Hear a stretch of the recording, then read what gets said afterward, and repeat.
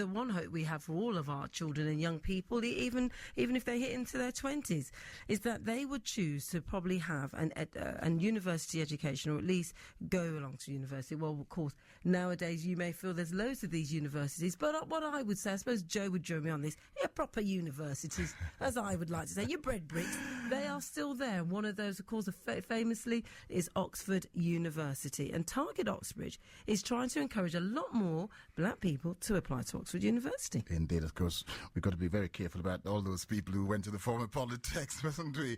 So I went to one. But I just think you might as well just call it what it was, okay? You went to either a college of HE, Poly, or you went to university. No, this particular, I'll leave you in that, Nikki.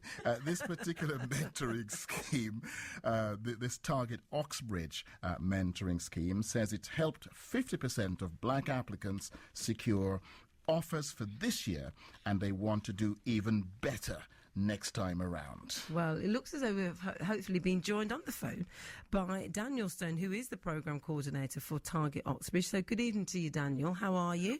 Good evening to you. That's about, thank you. Yeah, you sound extremely young. How old are you? I'm 23. Oh, them were the days. You remember that, Joe? I can't remember, actually. It's been so long ago.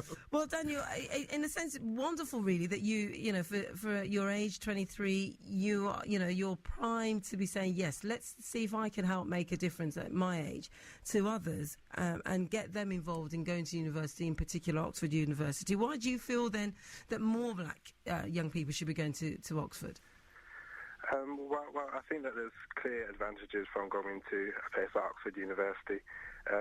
Even though about 1.5% of students will go to Oxbridge, they obviously have a much wider influence in terms of society, and the influence they're able to kind of have, whether in government or in local politics or in other things as well. And I think personally, being a Brummie and coming from Handsworth myself, and kind of becoming the third person from my school to get into Oxford University, I could definitely see the benefits of just trying to raise aspirations among young people and saying, if I can get in, then so can you. You don't think it's a bit elitist? I wouldn't say that. I mean, I think because of the programme, the limitations that we face, I think we are keen just to kind of encourage students to kind of fulfil their dreams. And students come to us not just because of what we offer, but because they have a dream to kind of go to Oxford or Cambridge. And then we really just take their potential and take the dreams that they have and then help them to fulfill those dreams. So the program we provide, whether it's through mentoring or support with their application forms, is really just trying to develop them as people and as individuals, so that they're able to kind of fulfill their potential and their dreams. How do they get in touch with you in the first place? So you can get in touch with us through our email and also through our website, which is www.targetoxbridge.co.uk, and there'll be further information there on the programme and the application process, which is quite simple. It's just a CV and a cover letter, but all the information on the programme and what we offer is available on that website, which is www.targetoxbridge.co.uk. Superb. Now, joining us on the phone is Soweto Kinch, former Oxford student, well known, of course, in these parts. Good evening, Soweto. Hey, Joe. Hey. Hey, lovely to have you, man. Hi, Soweto. How are you? Likewise. I'm good, thank you. Good to speak to you. Good to speak to you. What was it like at Oxford when you went there? It was a great experience, actually. And it's interesting you talked about the elitism there. I didn't find it actually as exclusive an institution as the school that I went to. I went to a private school, which is a good school, but yet I think in terms of class, I found people more receptive to new ideas at university. That's partly about the age as well. I had a great time. Do you think if there is elitism, it's up to institutions like Target Oxford or the Windsor Fellowship to change that. Yeah, because of course the more people who actually go into the elitist spaces, absolutely, we have to conquer them. Absolutely.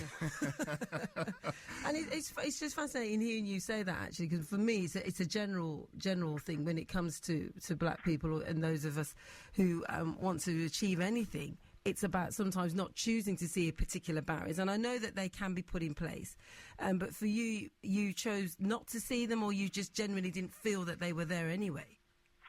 No, I had a support group, family and the school and all that, institutions around me which believed that it was possible. And that was just as valid as my own, self-belief. And would you still recommend, to the degree that we recommend anyway, but I mean, would you still recommend people to go to university? I mean, some people feel these days it really isn't worth the paper it's written on, the certificate, I mean. I guess if only to conquer some of the perceived barriers to, access in society in general, it's a good idea. Okay. To not feel that there are any unconquerable institutions, around you. It's important. Okay, well, Soweto, don't disappear too quickly, because I want to come back and ask you regarding the thing that you did go into, your music. But let's join and speak to our studio guest that we have with us, Clive Simpson. Good evening to you, Clive. You run an organisation that mentors young people in maths, English and science. Firstly, give us some background to your organisation, but you actually don't even... I think I'll ask you this question first. You actually don't think people should be even thinking about going to Oxford? Not really, because I think if people start to think about going to Oxford, they make Oxford the standard for academic excellence. But just because you don't go to Oxford, it doesn't necessarily mean you can't achieve high academic grades. This is brewing into a fascinating discussion. It's 9:15. Why don't we, Nikki, go to travel, hear what's happening on the road, and come back to our three guests? Yes, we will do. Let's do that. We're carrying on our conversation regarding education, really, and attending Oxford University. We have Daniel Stone online on the phones with us, who's the programme coordinator for Target Oxbridge. We also were speaking to Soweto Kinch, who's well known as a jazz saxophonist, but also music collaborator and all sorts. But he attended Oxford University. But in the studio with us, we also have Clive Simpson, who runs an organisation that mentors young people in maths, English and science. And just before we went to travel there, Clive, you felt that being pressured, in a sense, to see Oxford as the ultimate to go to for university could be seen as a negative thing to many. Sure. For a couple of reasons. Number one, as I said earlier, I think, any child, any student can achieve if they knuckle down and they work hard under any university. And secondly, what happens if a student works particularly hard to get into Oxford and they don't get in? Then they feel, disorientated, though they haven't really achieved anything. I'm particularly interested to hear what Daniel makes of that comment. Hello, Daniel? Yeah, hi. What do you make of that? I think I'd agree with some of it. I think Oxford may not be for everyone, and I think there are also universities that may specialise in particular subjects. But I think it's also clear that Oxford and Cambridge have a great reputation for a reason. I think some of the tutorials and teaching you'll get in Oxford really is of the highest standard. But I think it's something we do well in the Target Oxbridge programme, is that we manage expectations. So we say to our students that we'll try to have you as much as possible to kind of fulfill your potential, and also to kind of develop skills that are going to be useful whether you get into Oxford and Cambridge or not. And then we also kind of reflect and say to them that, Oxford and Cambridge isn't the be-all and end-all. So we want to help you fulfill your dreams, but if you don't get in, then there are still a number of fantastic universities in this country that you are likely to get into. Thank you very much, Daniel. Soweto, do you think you'd have done as well in life if you had gone to another university? And what about Birmingham Poly, Soweto? Yeah. What about that? Well, it's very interesting in my case. As a musician, I don't know if I could have gleaned those skills at Polytechnic. But they weren't particularly relevant to my experience at Oxford either.